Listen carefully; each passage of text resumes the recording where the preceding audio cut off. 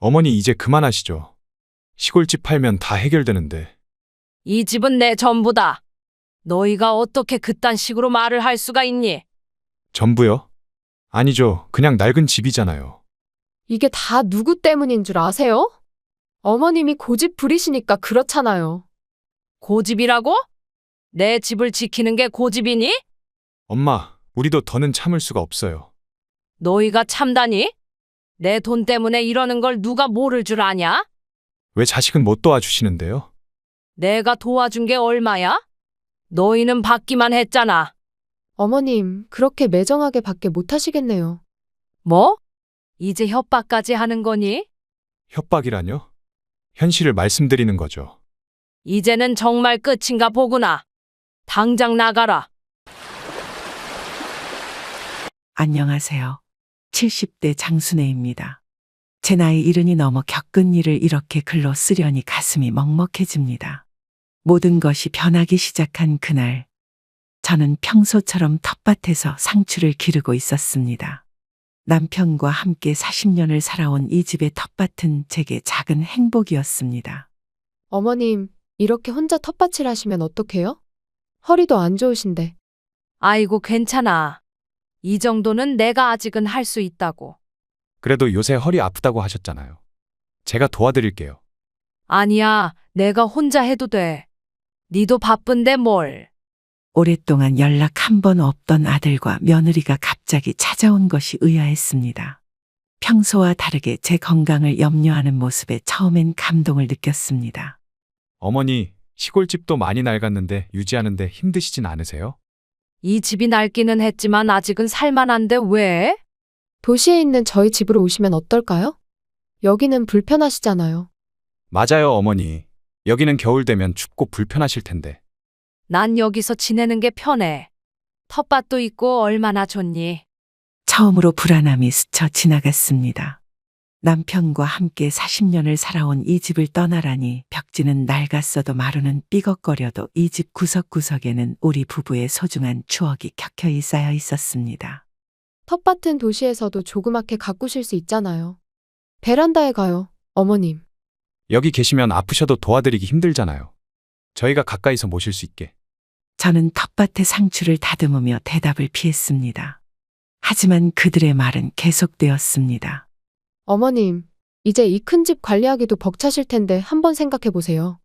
도시에 오시면 저희가 모시고 살면 되잖아요. 매일 볼 수도 있고. 여기는 불편한 것도 많으시잖아요.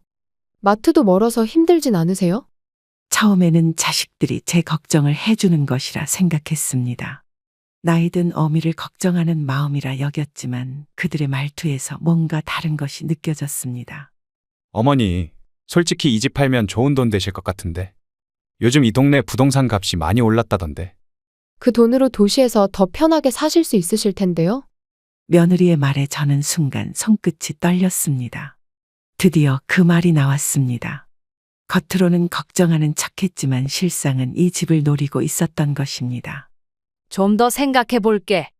그렇게 얼버무리며 대답했지만 그날 이후로 저는 자식들의 방문이 조금씩 부담스러워지기 시작했습니다. 무심코 던진 말 한마디, 눈빛 하나에도 다른 의미가 있는 건 아닐까 의심하게 되었습니다. 어머니, 저흰 진심으로 걱정돼서 그래요. 알아. 하지만 아직은 결정할 수 없어. 괜찮아요. 천천히 생각해 보세요. 저희가 자주 찾아뵐게요. 남편과 함께 살던 이 집, 손주들이 뛰어놀던 마당, 봄이면 진달래가 피어나는 울타리. 이런 것들이 그들에겐 그저 팔아야 할 재산일 뿐이었습니다. 그날 밤 혼자 방에 누워 천장을 바라보며 생각했습니다. 시린 가슴을 부여잡고 보낸 며칠 뒤 아들 내외가 다시 찾아왔습니다. 이번에는 평소와 다른 무거운 표정을 짓고 있었습니다. 창가에 앉아 이른 아침 차를 마시던 저에게 다가왔습니다. 어머니, 솔직한 이야기 좀 나눌 수 있을까요? 그래, 무슨 일인데? 사실 요즘 사업이 많이 힘듭니다. 어려움이 있니? 아들은 고개를 푹 숙이고 자리에 앉았습니다. 며느리도 옆에 앉아 한숨을 쉬며 말을 거들었습니다. 어머님, 받을 돈이 있는데 그게 자꾸 미뤄지고 있어요. 저희가 안 그러고 싶은데 너무 힘들어서요. 지금 당장 돈이 필요한데 은행에선 더 이상 대출도 안 해주고. 그래서 얼마나 필요한데? 식탁에 마주 앉아 있는 아들 내외의 표정을 살피며 물었습니다. 무언가 불안한 예감이 들었습니다. 5천만 원만 있으면 될 것 같아요. 곧 거래처에서 돈이 들어오면 바로 갚을게요. 어머니, 저희가 이러는 거 정말 죄송해요. 하지만 지금 너무 급해서요. 마음이 무거웠습니다. 그동안 모아둔 돈이 있긴 했지만 그건 제 노후를 위해 아껴둔 것이었습니다. 하지만 자식이 이렇게 어려워하는데 외면할 수도 없었습니다. 얼마 전에도 힘들다고 했을 때 2천만 원을 빌려줬잖아. 그때는 정말 죄송했어요. 하지만 이번엔 꼭 잘 될 것 같아서. 어머니, 이번만 도와주시면 정말 열심히 해서 갚을게요. 진짜 이번이 마지막이에요. 아들의 애원하는 표정과 며느리의 간절한 눈빛이 제 마음을 흔들었습니다. 지난번 집 이야기가 마음에 걸렸지만 차마 거절할 수가 없었습니다. 알았다. 도와줄게. 정말요? 어머니 감사합니다. 진짜 이번이 마지막이야. 알겠지? 네, 꼭 성공해서 어머니 실망시키지 않을게요. 며느리는 기쁜 듯 제 손을 꼭 잡았습니다. 하지만 왠지 그 손길이 진심으로 느껴지지 않았습니다. 예전에는 이런 생각을 한 적이 없는데 지금은 모든 게 의심스러웠습니다. 기다려. 통장에서 찾아올게. 괜찮아요, 어머님. 제가 모시고 갈게요. 아니야. 혼자 갈 수 있어. 은행에 가는 길 발걸음이 무거웠습니다. 통장에서 돈을 찾아주면서도 마음 한구석이 불안했습니다. 얼마 전 시골집 이야기를 꺼냈던 것도 그렇고 이렇게 돈을 빌리러 오는 것도 뭔가 석연치 않은 느낌이 들었습니다. 여기 있어. 꼭 갚아야 해. 정말 감사합니다, 어머니. 이번에야말로 제대로 될 거예요. 걱정 마세요. 아, 그리고 어머님. 집 생각은 좀 더 해보셨어요? 돈을 건네자마자 집 이야기를 꺼내는 며느리의 질문에 가슴이 철렁 내려앉았습니다. 역시 그랬습니다. 돈과 집 모두 노리고 있던 것입니다. 그건 아직 생각 중이야. 더 이상 묻지 마. 아, 네. 천천히 생각하세요. 어머니, 저희 먼저 가볼게요. 정말 감사합니다. 아들 내외가 돈을 받아들고 떠난 후 텃밭에 심어둔 고추를 따면서 생각했습니다. 남편이 살아있었다면 이런 상황에서 뭐라고 했을까요? 농사 짓는 마음으로 자식을 키웠건만 지금 제가 겪는 이 불안한 마음은 무엇일까요? 이제 자식들의 방문이 반갑지가 않구나. 얼마 전까지만 해도 그렇게 기다렸는데. 고추를 따는 제 손이 자꾸만 떨려왔습니다.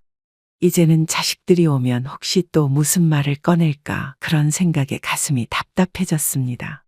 믿었는데. 이제는 그 마음조차 의심스럽네. 일주일 정도가 지났을까요? 며느리가 이른 아침부터 혼자 찾아왔습니다. 대문을 열어보니 평소와 다르게 단단히 마음먹은 표정이었습니다. 웃음기가 없는 얼굴로 현관에 들어섰습니다. 어머님, 오늘은 좀 진지한 이야기를 하고 싶어서 왔어요. 그래? 무슨 일인데? 시골집 문제요. 이제는 정말 결정하셔야 할 것 같아요. 내가 이미 얘기했잖아. 아직은 결정 안 했다고. 순간 가슴이 철렁 내려앉았습니다. 며느리의 눈빛이 평소와는 완전히 달랐습니다. 마치 사업 협상을 하러 온 사람처럼 차갑고 계산적인 느낌이었습니다. 어머님, 현실적으로 생각해 보세요. 이 집에 1년에 몇 번이나 오세요? 그래도 이 집은 네가 모르는 추억이 있어. 추억이 있다고 하시는데 추억은 마음에 간직하시면 되잖아요. 집은 팔아도 마음의 추억은 남는다 이거죠? 며느리의 말투가 전보다 훨씬 날카로워졌습니다. 이제는 거칠애로 걱정하는 척도 하지 않았습니다. 부엌으로 가서 물 한 잔을 따라 마시며 마음을 진정시켰습니다. 혼자서 관리하시는 게 얼마나 힘드세요. 저희랑 같이 살면서 편하게 지내시는 게 좋지 않을까요? 난 아직 충분히 혼자 살 수 있어. 어머님, 솔직히 말씀드리면 이 집이 저희한테도 부담이에요. 어머님 혼자 계시는 걸 걱정하느라. 며느리는 말끝을 흐렸지만 그녀의 눈빛은 차가웠습니다.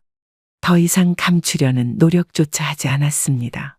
무슨 일이 있었는지는 모르겠지만 이제는 노골적으로 집을 팔라고 압박하기 시작했습니다.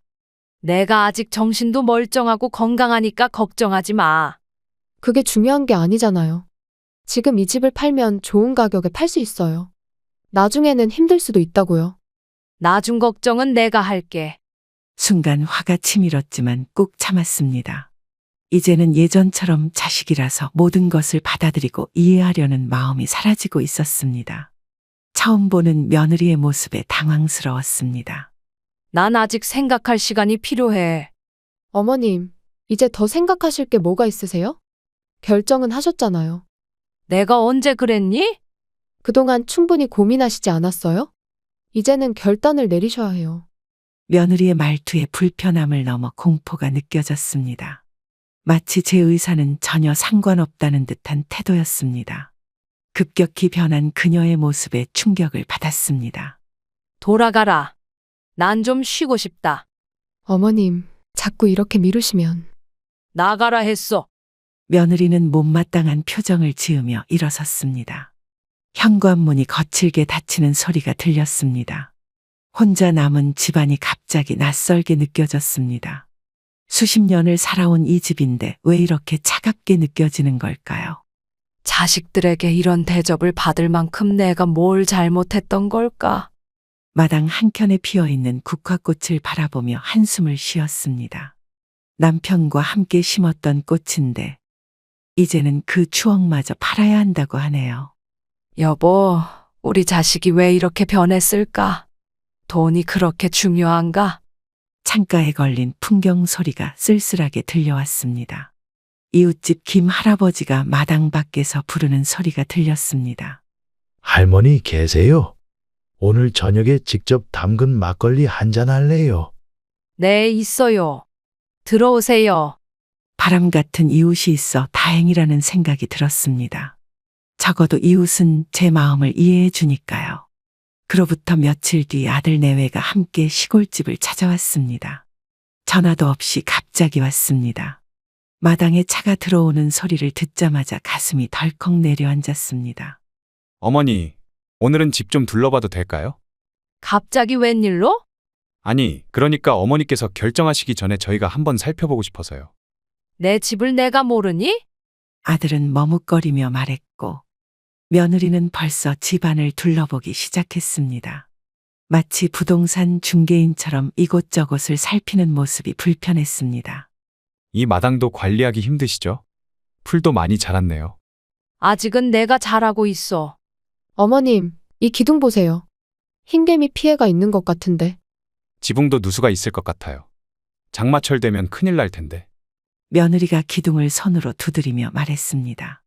제가 매일 보는 집인데 무슨 문제가 있는지 그들이 더 잘 아는 것처럼 구석구석을 지적하는 모습이 화가 났습니다. 작년에 지붕을 고쳤는데 뭘? 어머니, 이런 집 유지비가 얼마나 드는지 아세요? 나중에 더 큰 돈이 들어갈 거예요. 지금 팔아주시는 게 좋을 것 같아요. 아들이 한숨을 쉬며 말을 이었습니다. 저도 모르게 냉소적인 대답이 나왔습니다. 그래? 얼마나 나올 것 같은데? 며느리의 눈이 반짝 빛났습니다. 제 질문을 긍정적인 신호로 받아들인 것 같았습니다. 요새 시세로는 꽤 괜찮은 가격에 나갈 것 같아요. 부동산에서도. 부동산은 또 언제 알아봤어? 제 목소리가 날카로워졌습니다. 그들이 이미 모든 계획을 세우고 있었다는 사실이 명확해졌습니다. 걱정돼서 참고로 알아본 거예요. 어머니, 여기 계시면 위험해요. 혼자 계시다가 무슨 일 생기면. 난 아직 멀쩡해. 걱정 마. 혹시 도둑이 들거나 그러진 않으세요? 며느리가 마당을 한 바퀴 둘러보던 중 갑자기 말했습니다. 이 조용한 마을에서 도둑이라니 핑계를 대는 것이 분명했습니다. 이 집 팔면 도시에서 좋은 아파트로 바꿀 수 있을 것 같아요. 순간 남편과 함께했던 수많은 기억이 스쳐 지나갔습니다. 감나무 아래에서 막걸리 마시며 웃던 모습, 마당에서 손주들과 놀아주던 모습. 그런 추억들을 어떻게 돈으로 환산할 수 있단 말입니까? 역시나 또 그 얘기였지. 피곤하다. 돌아가라. 어머니, 저희가 진심으로 걱정돼서. 아들아, 너까지 그러면 안 되지. 지금은 가졌으면 좋겠다. 그들이 떠난 후 마당에 홀로 서서 집을 바라보았습니다. 낡았다고 불편하다고 위험하다고 하지만 이 집은 제 인생의 절반을 함께한 또 하나의 가족인데 자식들은 왜 그걸 모를까요? 김 할아버지 있으세요? 네, 있습니다. 무슨 일 있으셨어요? 잠시 차 한잔 하고 싶어서요. 들어오세요. 방금 도라지차 끓였어요. 처마 끝에 매달린 풍경이 바람에 흔들려 올립니다. 그 소리가 오늘따라 유난히 쓸쓸하게 들리네요. 마치 저의 마음처럼 불안하게 흔들리고 있었습니다. 집을 둘러보고 간지 일주일쯤 되었을까요? 이번에는 며느리가 자신의 어머니를 데리고 왔습니다. 문을 열자 낯선 얼굴이 보여 순간 당황했습니다. 왜 데려왔는지 곧 알게 되었습니다. 어머님, 오랜만입니다.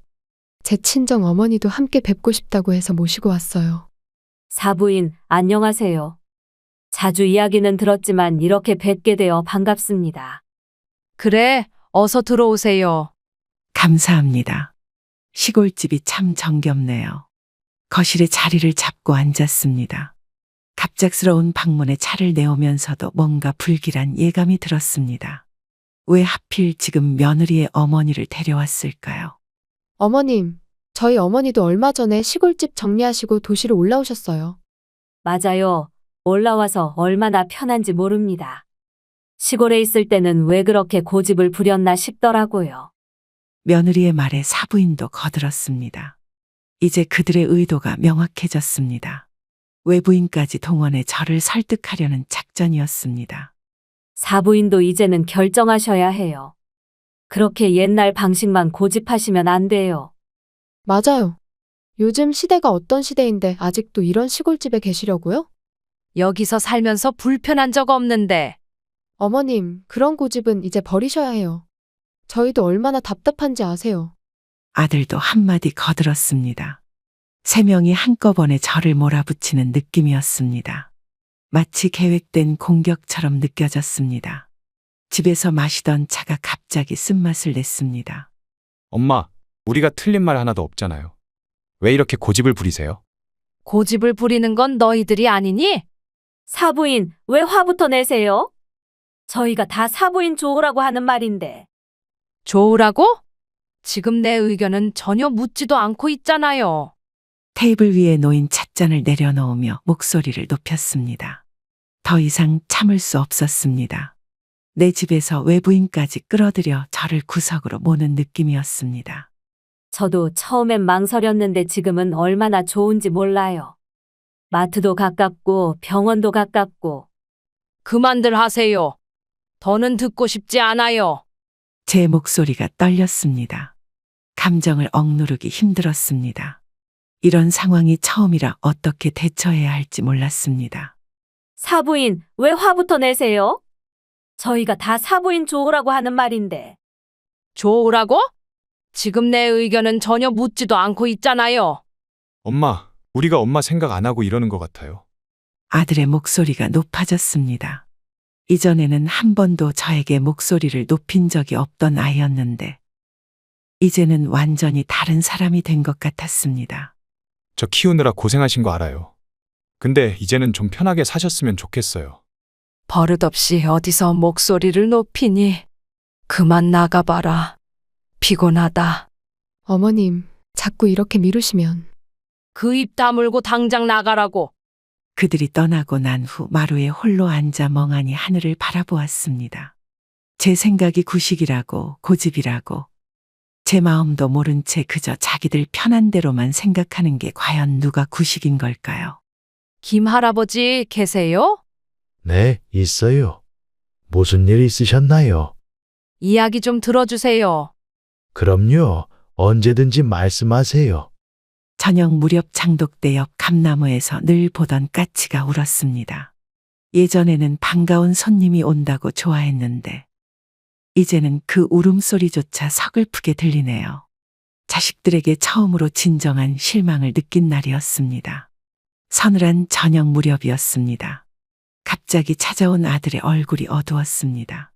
문을 열자마자 급한 걸음으로 들어오는 모습에 또 무슨 일이 생겼나 싶었습니다. 엄마, 죄송한데 또 돈 얘기니? 이번에는 정말 큰일이 났어요. 이번에는 또 무슨 일인데? 한숨이 절로 나왔습니다. 이미 짐작되는 내용이었습니다. 아들은 거실에 앉아 손을 비비며 어쩔 줄 몰라 했습니다. 거래처 사장님이 돈을 들고 도망갔어요. 얼마나? 5천만 원이요. 엄마, 이번만 도와주시면. 안 돼. 이번에도 5천만 원이야. 금액 좀 다르게 해서 거짓말을 하지 그랬니? 단호하게 말했습니다. 더 이상 속을 수 없었습니다. 반복되는 거짓말에 지쳤고 이제는 믿을 수 없었습니다. 엄마, 이번엔 진짜예요. 회사가 망할 것 같아요. 지난번에도 그랬고 그 지난번에도 그랬잖아. 이번엔 달라요. 진짜 위험해서. 너 내가 얼마나 돈인지 아니? 목소리가 높아졌습니다. 참았던 감정이 올라왔습니다. 이제는 더 이상 참을 수 없었습니다. 그동안 빌려간 돈이 얼마야? 한 번이라도 갚은 적 있니? 그건 사정이 안 돼서.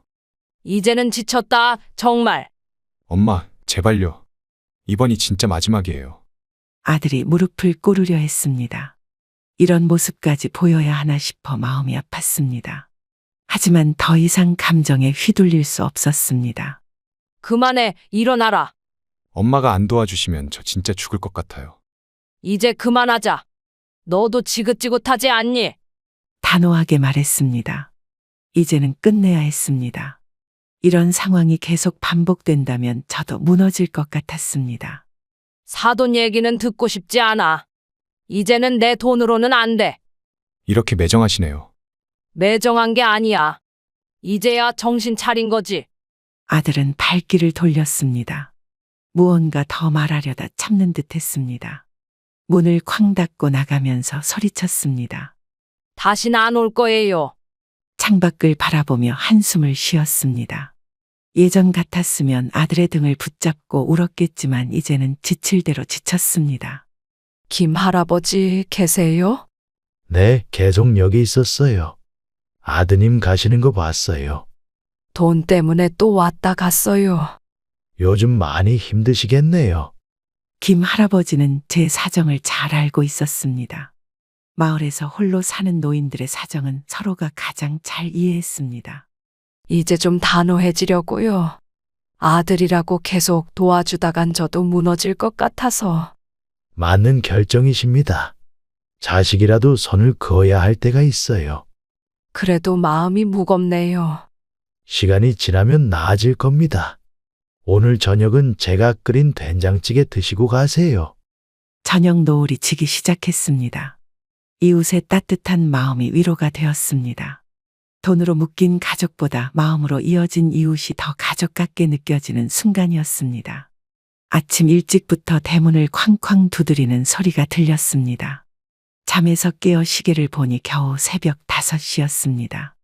누가 이 시간에 찾아왔나 싶어 불안한 마음으로 문 쪽으로 향했습니다. 문 열어요. 당장 문 열라고요. 이 시간에 왜 이러는 거야? 왜 돈은 안 주시는 건데요? 그까지 돈이 뭐라고.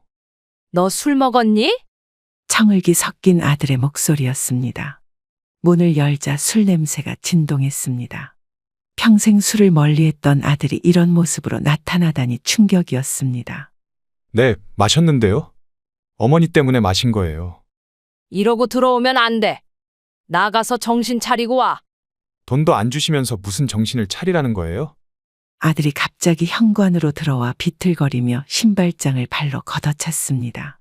소리가 너무 커서 옆집까지 들릴까 걱정이 되었습니다. 이게 무슨 짓이야? 어머니가 도와주시기만 했어도 이런 일 없었잖아요. 지금 제 정신이 아니구나. 맞아요. 미쳤어요. 돈 때문에 미쳤다고요. 아들이 갑자기 거실 화분을 집어 던졌습니다. 남편과 함께 20년 넘게 키워온 선인장이었습니다. 화분이 깨지는 소리와 함께 마음에도 금이 갔습니다. 당장 나가. 이러면 경찰 부를 거야. 부르세요. 차라리 감옥에 가는 게 나아요. 네가 정말 내 아들이 맞니? 떨리는 손으로 전화기를 들었습니다. 이제는 정말 한계였습니다. 아들이 이렇게까지 변할 줄은 상상도 못했습니다. 경찰 정말 부르게요? 더 이상 너 같은 아들 필요 없어. 아들이 전화기를 가로채 벽에 던졌습니다. 깨지는 소리와 함께 공포감이 밀려왔습니다. 이대로 위험한 상황이 될 수도 있겠다는 생각이 들었습니다. 이러다 너 큰일 나. 그때 이웃집 김 할아버지가 들어오셨습니다. 소란 소리를 듣고 달려오신 것 같았습니다. 구원자처럼 느껴졌습니다. 이게 무슨 소란이야? 자네가 술 먹고 이 난리를 치는 게 말이 되나? 할아버지, 이건 우리 가족 일이니까 신경 쓰지 마세요. 당장 나가게. 안 그러면 내가 경찰을 부르겠네. 김 할아버지의 단호한 목소리에 아들은 비틀거리며 나갔습니다. 문을 쾅 닫으며 마지막 한마디를 남겼습니다. 어머니, 두고 보세요. 위협하듯 던진 말을 남기고 사라졌습니다. 그대로 주저앉아 한참을 울었습니다. 김 할아버지가 걱정스러운 표정으로 물었습니다. 괜찮으세요? 네, 고맙습니다. 정말 고맙습니다. 아이고, 자식이 술 먹고 어미한테 행패를 부리다니. 김 할아버지의 말씀에 가슴이 더욱 아팠습니다. 자식에게 이런 대접을 받다니 무엇이 잘못된 것인지 생각했습니다. 이제는 정말 끝인가 봅니다. 너무 마음 아파하지 마세요. 사람이 술에 취하면 원래 본성이 나오는 법이니. 술 때문만은 아닐 거예요. 돈과 집, 그게 전부인가 봐요. 김 할아버지가 떠나고 깨진 화분 조각들을 치우면서 눈물이 멈추지 않았습니다. 남편이 살아있을 때 함께 심었던 식물이었는데 이제는 그 추억마저 산산조각이 났습니다. 여보, 우리 아들이 이렇게 변할 줄 누가 알았겠어요. 이제는 정말 혼자가 된 것 같아요. 잠들지 못하고 밤을 지새웠습니다. 아들의 위협적인 마지막 말이 머릿속에서 떠나지 않았습니다. 두고 보세요. 라는 말에 담긴 의미가 무엇일지 생각하니 더욱 불안했습니다. 잠시 마음을 가라앉히고 시장 골목을 걸으며 오늘 저녁 반찬을 고르고 있었습니다. 아침에 불쾌한 일은 잠시 잊은 채 채소들을 고르고 있었습니다. 평범한 일상으로 돌아가려 노력했습니다. 이 마늘종 얼마예요? 5,000원이에요. 할머니. 싱싱하네요. 이거 주세요. 네, 여기 있습니다. 그때였습니다. 호주머니 속 전화기가 울렸습니다. 이웃 주민의 다급한 목소리가 들렸습니다. 여보세요? 큰일 났습니다. 어르신, 지금 어디 계세요? 시장에 왔는데 무슨 일이세요? 빨리 오셔야 해요. 집이 어떻게 됐다고요? 불이 났어요. 소방차가 지금 출동했는데. 순간 귀에서 윙하는 소리가 났습니다. 다리에 힘이 풀려 그 자리에 주저앉을 뻔했습니다. 믿을 수 없는 말이었습니다. 뭐라고요? 지금 불이 크게 번졌나요? 아이고, 지금 난리도 아니에요. 빨리 오세요. 장바구니를 그 자리에 떨어뜨렸습니다. 마늘종이 바닥에 흩어졌지만 줍는 정신도 없었습니다. 다행히 택시 한 대가 곧바로 섰습니다. 어디로 모실까요? 상동리요. 제발 빨리요. 네, 금방 모시겠습니다. 집으로 향하는 길이 그토록 멀게 느껴진 적은 없었습니다. 창밖으로 검은 연기가 보이기 시작했습니다. 집 방향에서 올라오는 검은 연기를 보자 심장이 더 빨리 뛰었습니다. 저기 연기 나는 곳으로 가주세요. 저기가 할머니 댁인가요? 많이 타고 있네요. 네, 빨리요. 마을 입구에 도착하자마자 소방차 사이렌 소리가 들렸습니다. 빨간 불빛이 온 동네를 비추고 있었습니다. 실감이 나지 않았습니다. 할머니, 여기서 내리시면 됩니다. 택시 기사님의 말이 끝나기도 전에 차에서 뛰어내렸습니다. 김 할아버지가 저를 발견하고 달려왔습니다. 어르신, 우리 집이 말을 잇지 못하고 그대로 주저앉고 말았습니다. 불길이 거실 쪽을 완전히 삼키고 있었습니다. 창문마다 검은 연기가 뿜어져 나왔고 소방관들이 호스로 물을 뿌리고 있었지만 역부족인 것 같았습니다. 어떻게 이럴 수가. 모르겠어요. 갑자기 연기가 보이더니. 마당 한켠에 서서 바라보는 것밖에 할 수 없었습니다. 남편과 함께 지은 집, 40년을 살아온 우리 집이 눈앞에서 타들어가고 있었습니다. 소방서에서 원인 조사한다고 했어요. 혹시 누가 본 사람은 있나요? 아직은 모르겠어요. 가슴이 덜컥 내려앉았습니다. 아침에 있었던 일이 떠올랐습니다. 아들이 술에 취해 했던 말. 어머니 두고 보세요. 혼잣말처럼 중얼거렸습니다. 소방관들이 열심히 불을 끄고 있었지만 이미 집의 절반은 새카맣게 타버렸습니다. 부엌과 거실이 완전히 불타버렸고 안방 쪽으로 불길이 번지고 있었습니다. 어르신, 진정하세요. 이게 꿈일까요? 악몽일까요? 김 할아버지가 제 어깨를 잡아주었지만 눈물이 멈추지 않았습니다. 마을 사람들이 하나둘 모여들기 시작했습니다.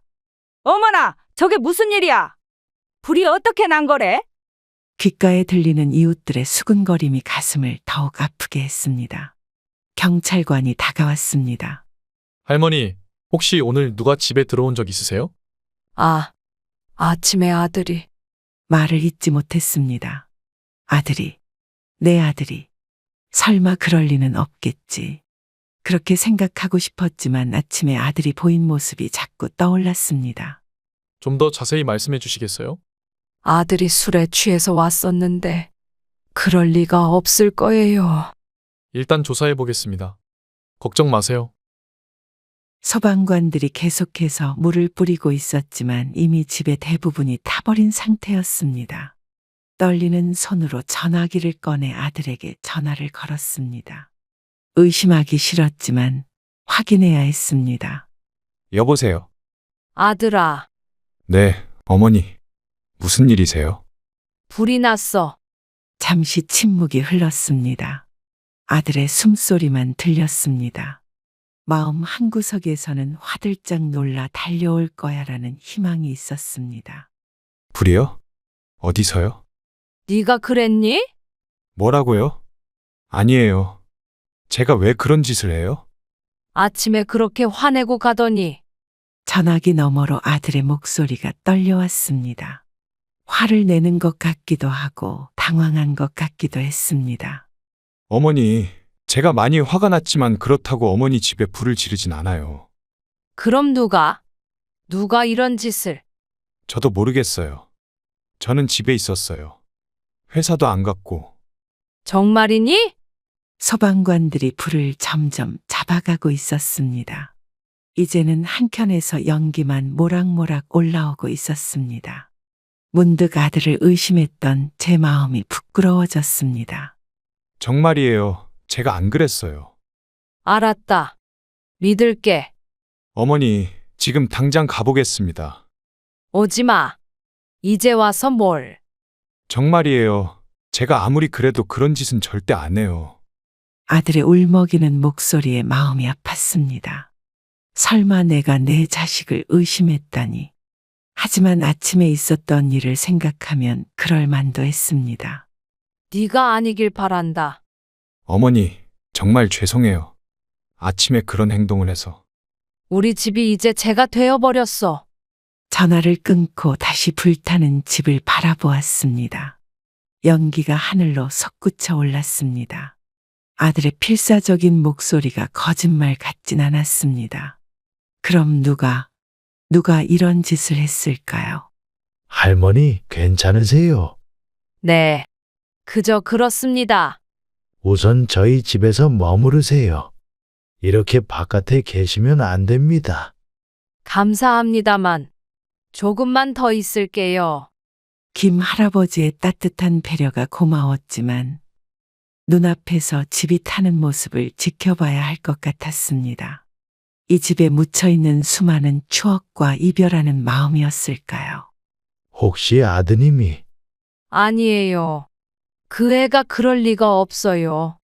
그럼 누가 이런 짓을? 모르겠어요. 제가 누구한테 원한을 샀나요? 멍하니 타는 집을 바라보며 생각했습니다. 이웃들과 별 다툼도 없었고 마을에서 조용히 살아왔는데 누가 이런 짓을 했을까요? 소방관이 다가와 말했습니다. 할머니, 불은 거의 다 껐습니다. 이제 안으로 들어가 볼 텐데. 네, 고생 많으셨어요. 정확한 화재 원인은 조사해봐야 알겠지만 창문 쪽에서 시작된 것 같습니다. 창문이요? 어느 쪽 창문인가요?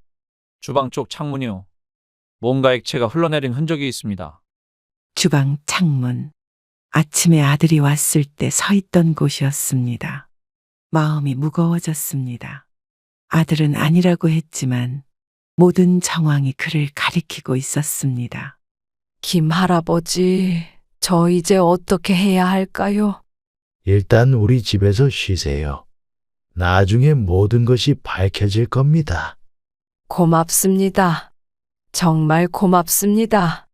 폐허가 된 집을 뒤로하고 김 할아버지 집으로 향했습니다. 오늘 밤은 그곳에서 머물기로 했습니다. 내일이면 더 많은 것들이 밝혀질 테니까요. 어느 날 경찰에서 연락이 왔습니다. 김 할아버지 집에서 머물고 있던 중이었습니다. 경찰서에서 걸려온 전화에 가슴이 덜컥 내려앉았습니다. 할머니, 잠시 시간 되십니까? 네, 무슨 일이신가요? CCTV 영상이 확보됐습니다. 한번 보러 오시겠어요? 지금 바로 가겠습니다. 떨리는 마음으로 경찰서로 향했습니다. 아들이 했을 거라는 의심도 있었지만 한편으로는 아닐 거라는 희망도 있었습니다. 담당 형사님이 조심스러운 표정으로 저를 맞이했습니다. 영상을 보시기 전에 마음의 준비를 하셨으면 합니다. 그렇게 심각한가요? 할머니께서 충격 받으실 수 있어서 말씀드립니다. 괜찮아요. 보여주세요. 작은 모니터 앞에 앉았습니다. 화면이 켜지자 우리 집 앞 골목이 보였습니다. 비틀거리며 걸어오는 사람. 순간 숨이 멈췄습니다.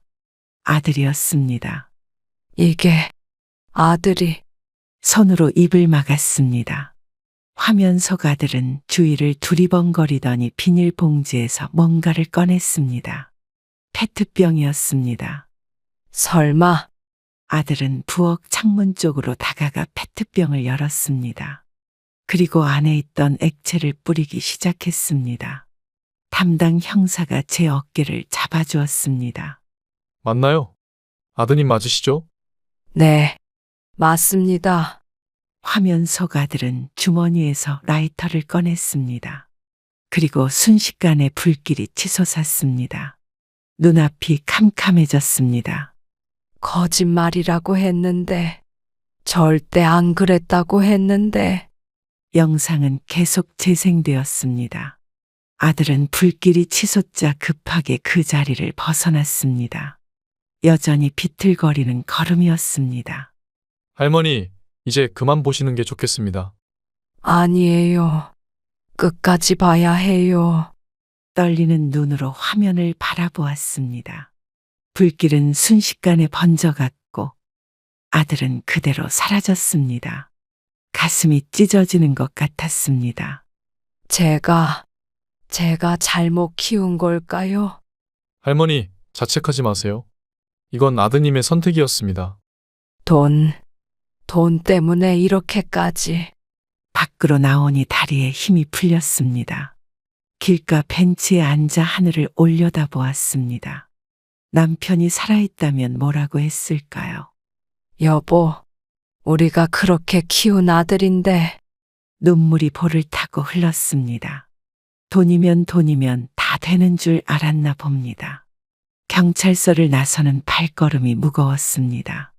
이제는 돌이킬 수 없게 됐네요. 할머니, 이제 어떻게 하실 생각이세요? 경찰에 신고할 거예요. 쉽지 않은 결정이셨을 텐데. 내 아들이지만 이건 용서할 수 없는 일이에요. 아들은 거짓말을 했고 제 마지막 믿음마저 산산조각이 났습니다. 버스 창밖으로 스쳐 지나가는 풍경을 보며 생각했습니다. 그 페트병에 담긴 건 휘발유였겠죠? 아들은 얼마나 큰 분노와 원망으로 그런 짓을 했을까요? 할머니, 아드님은 체포될 겁니다. 알고 있어요. 재판도 받게 되고요. 제가 할 일은 끝까지 진실을 밝히는 거예요. 집으로 가는 길에 문득 옛 앨범이 생각났습니다. 아들이 첫걸음마 뗐을 때, 유치원 졸업식 때, 대학 입학식 때, 그때는 그렇게 예쁘고 자랑스러웠는데, 이제는 어떻게 해야 할까요? 경찰이 곧 아들을 체포하겠죠. 그리고 재판도 받게 될 텐데. 김 할아버지 돌아왔어요. 영상은 보셨나요? 네, 봤어요. 제 아들이 불을 질렀어요. 세상에, 어쩌면 좋으세요. 한숨만 나옵니다. 자식 키우는 게 고생이라지만 이런 고생일 줄은 몰랐네요. 불에 탄 우리 집처럼 제 마음도 제가 되어버린 것 같습니다. 경찰에서 받은 CCTV 영상 복사본을 들고 아들의 집으로 향했습니다. 오랜만에 찾아가는 아들 집이었지만 마음은 무거웠습니다. 증거를 들고 직접 대면하는 것이 옳다고 생각했습니다. 어머니, 이제 어떻게 하실 거예요? 보험회사에서 연락 왔더라고요. 보험금이. 그래, 얼마나 나온다던? 아들도 말을 거들었습니다. 거실에 앉아 있는 그들의 태도가 예전과 달랐습니다. 뭔가 불안해 보였습니다. 이참에 시골 땅도 처분하시고 도시로 가시는 게 어떨까요? 순간 가슴 속에서 차가운 웃음이 났습니다. 집이 불타버렸는데도 여전히 시골 땅을 팔라는 말만 되풀이하고 있었습니다. 너희들 정말 끝까지 이럴 거니? 네. 무슨 말씀이신지. 경찰서에서 다 봤다. 순간 아들의 얼굴이 굳었습니다. 며느리도 표정이 변했습니다. 두 사람 다 뭔가 눈치를 채고 있는 것 같았습니다. 그날 네가 불 지르는 장면이 전부 찍혔다. 어머니, 그게 무슨 말씀이세요? CCTV가 다 나와. 내가 휘발유 뿌리고 라이터로 불 붙이는 장면까지. 며느리의 얼굴이 하얗게 변했습니다. 아들은 망연자실한 표정으로 앉아 있었습니다. 모든 것이 끝났다는 것을 깨달은 듯 했습니다. 거짓말이죠, 어머님? 보여줄까? 경찰서에서 영상 복사본을 줬어. 떨리는 손으로 USB를 꺼냈습니다. 노트북을 켜고 영상을 틀었습니다. 화면 속에는 아들이 비틀거리며 걸어와 휘발유를 뿌리고 불을 지르는 모습이 선명하게 담겨 있었습니다.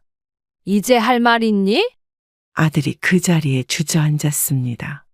더 이상 변명할 수 없다는 걸 알았나 봅니다. 어머니, 죄송합니다. 정말 죄송합니다. 미안하다고? 이제 와서? 저희가 미쳤었나 봐요. 며느리도 무릎을 꿇었습니다. 그들의 모습이 처량해 보였지만 이미 저질러진 일은 돌이킬 수 없었습니다. 네 아버지하고 손수 지은 집이야. 그 집에 네가 불을 지르다니. 목이 메어 말을 잇지 못했습니다. 40년 세월의 추억이 담긴 집을 자식이 태워버렸다는 사실이 아직도 믿기지 않았습니다. 어머니, 제발 용서해 주세요. 용서? 이런 것도 용서가 되는 거니? 저희가 욕심이 너무 컸던 것 같아요. 아들이 흐느끼며 말했습니다. 이제야 자신들의 잘못을 깨달은 것 같았습니다. 하지만 너무 늦었습니다. 돈이 그렇게 중요했니? 내 집에 불을 지를 만큼? 제가 잘못했어요. 이제 경찰이 절 찾을 거예요. 당연하지. 이게 가벼운 일이니? 며느리가 울음을 터뜨렸습니다. 이제야 모든 것을 깨달은 듯 했습니다. 어머님, 제발 신고하지 말아주세요. 신고는 이미 했어. 경찰이 곧 올 거야. 마당에 멍하니 앉아있던 아들이 갑자기 일어섰습니다. 창밖으로 경찰차 사이렌 소리가 들려왔습니다. 아들과 며느리의 얼굴이 창백해졌습니다. 이제 와서 서로 걱정해 주는구나. 어머니, 현관 밖에서 발소리가 들렸습니다. 경찰이 도착한 것 같았습니다. 할머니, 경찰입니다. 마지막으로 아들을 바라보았습니다. 눈물 범벅이 된 얼굴, 떨리는 어깨. 저의 마지막 기억 속 아들의 모습은 그렇게 남게 되었습니다. 왜 이렇게 됐니? 우리가 뭐가 그렇게 부족했길래? 경찰이 아들에게 수갑을 채울 때 차마 볼 수가 없어 고개를 돌렸습니다. 마당에 홀로 남아 하늘을 올려다보았습니다. 이제는 정말 모든 게 끝이 났습니다. 어머니, 다시 한번 정말 죄송합니다. 아들이 경찰에 끌려가며 마지막으로 한 말이었습니다. 하지만 이미 너무 늦었습니다. 까마귀 한 마리가 하늘을 날아갔습니다. 마치 제 마지막 믿음처럼 멀어져 가고 있었습니다. 아들이 법정에서 실형을 선고받은 지 한 달이 지났습니다. 모든 것을 잃은 듯 했지만 새로운 결심을 하게 되었습니다. 시골을 떠나지 않고 다시 시작하기로 했습니다. 보험금으로 작은 집을 새로 지었습니다. 할머니, 기운 좀 차리셨어요. 네, 이제 좀 나아졌어요. 새로 지은 집은 예전보다 작지만 아늑하네요. 오히려 혼자 살기에는 더 아늑한 느낌이에요. 김 할아버지가 작은 텃밭에서 일하고 있는 저를 보고 다가왔습니다. 이제 마음의 상처도 조금씩 아물고 있었습니다. 이렇게 마을에 남아주셔서 다행이에요. 여기가 제 삶의 터전인데 어딜 가겠어요? 고추 모종을 심으며 말했습니다. 이웃들의 도움으로 빨리 정착할 수 있었습니다. 무엇보다 이곳을 떠나지 않은 것이 저에게는 큰 승리였습니다. 힘드실 텐데 잘 견디고 계시네요. 사람 일이 어떻게 될지 누가 알았겠어요. 맞아요. 인생은 참 예측할 수 없는 것 같아요. 그래도 좋은 이웃이 있어서 다행이에요. 잠시 침묵이 흘렀습니다. 김 할아버지는 제가 아들 이야기를 꺼내지 않아서 다행이라고 생각하는 눈치였습니다. 아무도 그 이야기를 하고 싶어 하지 않았습니다. 아드님 소식은? 이제는 말씀하고 싶지 않네요. 죄송해요. 제가 괜한 말을. 아니에요. 할아버지는 그동안 많이 도와주셨는데요. 모종 삽을 내려놓고 일어섰습니다. 새로 지은 집은 작았지만 제게는 충분했습니다. 무엇보다 이곳에 계속 남아있다는 것이 중요했습니다.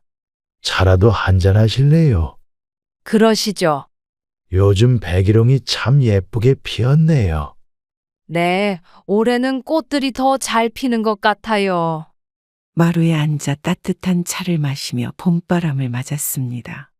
새 집은 더 작았지만 오히려 관리하기는 더 편했습니다. 텃밭도 전보다 작았지만 충분했습니다. 집이 작아도 이렇게 아늑하니 좋네요. 네, 대출금은 좀 부담되지만 그래도 제 집이 있다는 게 얼마나 감사한지 몰라요. 할머니가 여기 계셔 주시니 저희도 든든해요. 동네 어르신들이 많이 도와주셨으니까요. 마당에 핀 봄꽃들이 살랑이는 바람에 흔들렸습니다. 이제는 화려하지 않아도 소박한 행복을 느낄 수 있었습니다. 아들이 저지른 일은 용서하기 어려웠지만 제 인생은 계속 나아가야 했습니다. 앞으로는 저 혼자만의 삶을 살아보려고요. 그래도 너무 외로워하지는 마세요. 저희가 있잖아요. 고마워요. 정말 고마워요. 저희가 뭐 한 게 있나요? 당연한 일인데. 눈시울이 붉어졌습니다. 이웃의 따뜻한 마음씨가 제 상처를 조금씩 치유해주고 있었습니다. 가족보다 더 가족 같은 이웃들이 있어 다행이었습니다. 할머니, 울지 마세요. 아니에요. 이제는 괜찮아요. 마음이 회복되셨나 봐요. 네, 이제는 앞만 보고 살려고요. 작은 창으로 들어오는 햇살이 따뜻했습니다. 비록 예전에 크고 넓은 집은 아니지만 이렇게 다시 시작할 수 있다는 것만으로도 감사했습니다. 무엇보다 이곳을 떠나지 않고 버틸 수 있었던 것이 가장 큰 승리였습니다.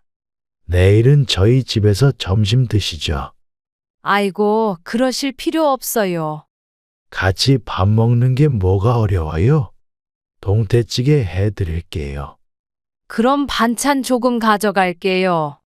김 할아버지의 따뜻한 마음이 전해져 왔습니다. 봄바람이 불어옵니다. 이제는 정말 새로운 시작을 할 수 있을 것 같았습니다. 아들의 재판이 진행되는 동안 예상하지 못한 사실이 드러났습니다. 검사가 저를 찾아와 중요한 정보를 알려주었습니다. 김 할아버지 집에서 차를 마시고 있을 때였습니다. 할머니, 경찰에서 오셨다는 분이 찾아오셨어요. 저를요? 무슨 일일까요? 안녕하십니까, 할머니. 아드님 사건 담당 검사입니다. 아, 네. 무슨 일이신가요? 검사는 공손하게 인사를 하고 자리에 앉았습니다. 표정이 심각해 보였습니다. 무슨 일이 생겼나 싶어 가슴이 철렁했습니다. 수사 과정에서 새로운 사실이 밝혀졌습니다. 또 무슨 일이 있나요? 아드님 진술과 통화 기록을 검토한 결과 며느님이 주도적으로 범행을 계획했던 것으로 보입니다. 며느리가요? 갑작스러운 말에 놀랐습니다. 아들이 모든 책임을 지고 있다고 생각했는데 의외의 사실이었습니다.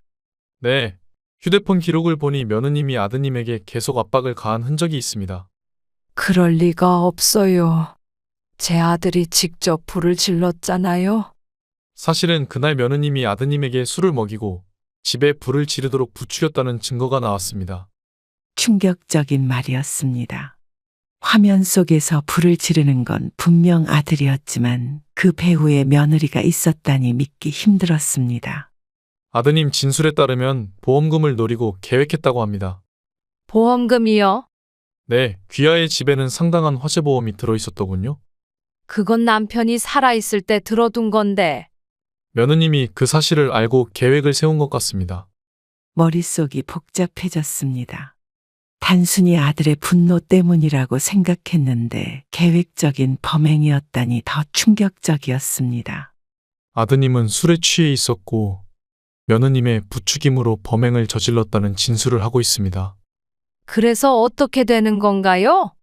법정에서 이 부분이 고려될 것입니다. 며느님도 공범으로 기소될 예정입니다. 마음이 복잡했습니다. 아들은 직접 범행을 저질렀지만 배후에 며느리가 있었다는 사실이 저를 혼란스럽게 했습니다. 할머니, 괜찮으세요? 네. 조금 충격적이네요.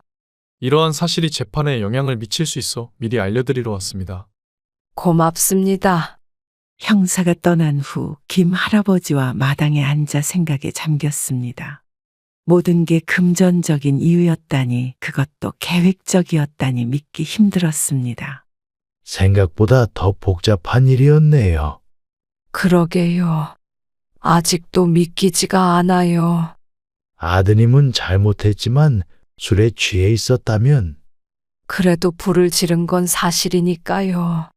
재판 날짜가 다가오고 있었습니다.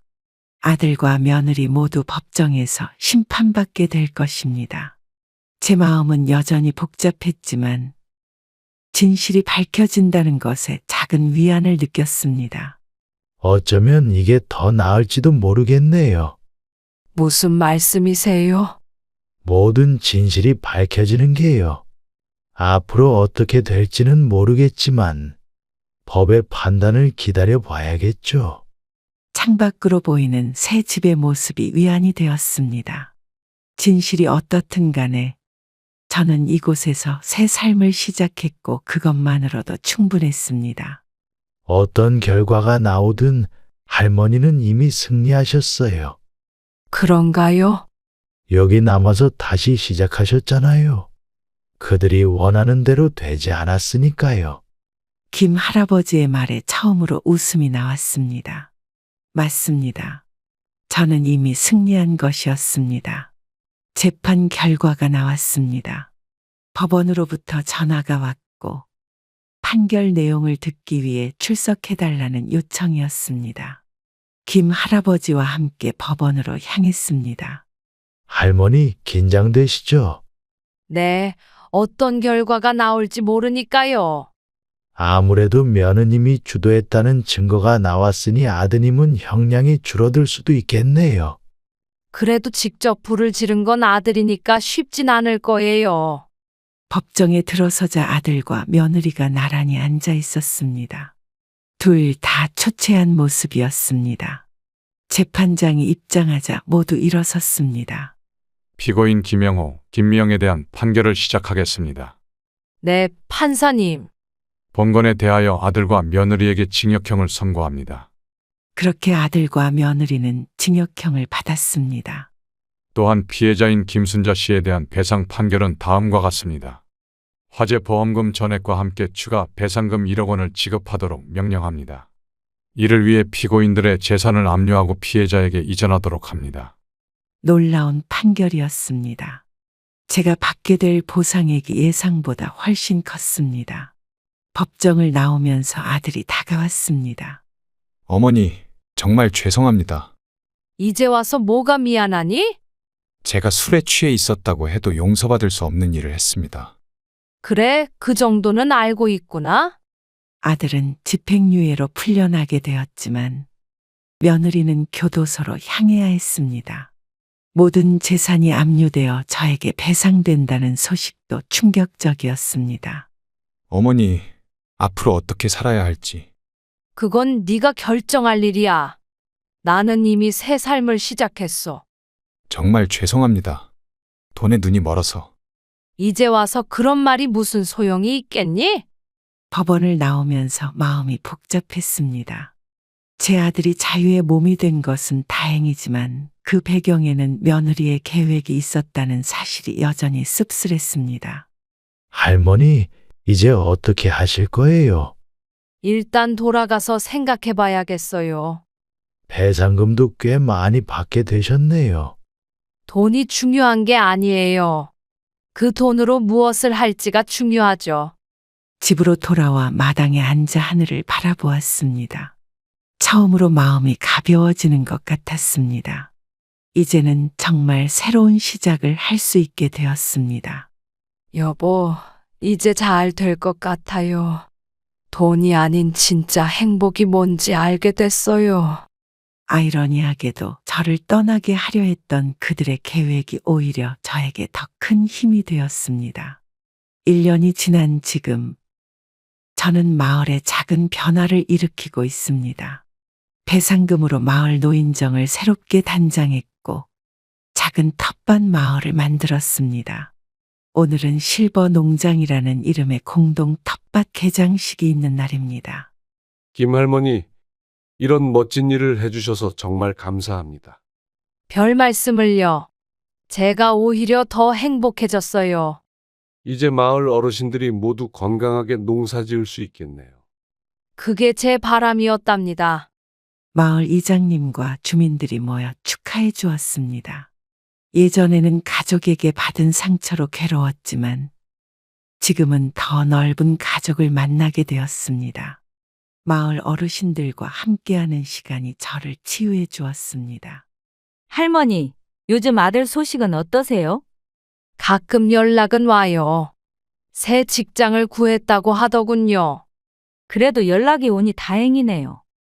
네, 시간이 모든 걸 치유해 주는 것 같아요. 아들은 수감 생활 후 다른 지역으로 이사했습니다. 가끔 연락이 오지만 아직 우리 사이에는 회복하기 어려운 벽이 있습니다. 하지만 이제는 그것도 받아들일 수 있게 되었습니다. 실버 농장에서 가을에는 김장 행사도 하면 좋겠어요. 좋은 생각이네요. 다 같이 김장하면 얼마나 재밌겠어요. 우리 동네 노인들끼리 김장하면 서로 도우면서 즐겁게 할 수 있을 거예요.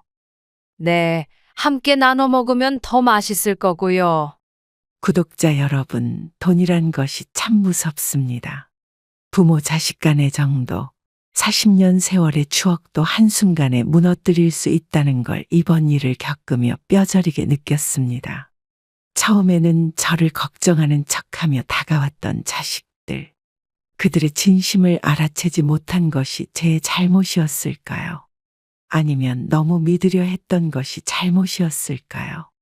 여러분, 주변 사람들이 갑자기 돈 이야기를 꺼내거나 갑자기 뜬금없이 재산을 물려달라고 할 때는 꼭 주의하시기 바랍니다. 처음에는 걱정하는 척, 관심 있는 척 하다가 점점 더 심해지는 경우가 많답니다. 특히나 자식이라고, 가족이라고 너무 믿지 마세요. 오히려 가까운 사람일수록 더 조심해야 할 수도 있어요. 제가 겪은 일들이 여러분에게는 절대 일어나지 않기를 바랍니다.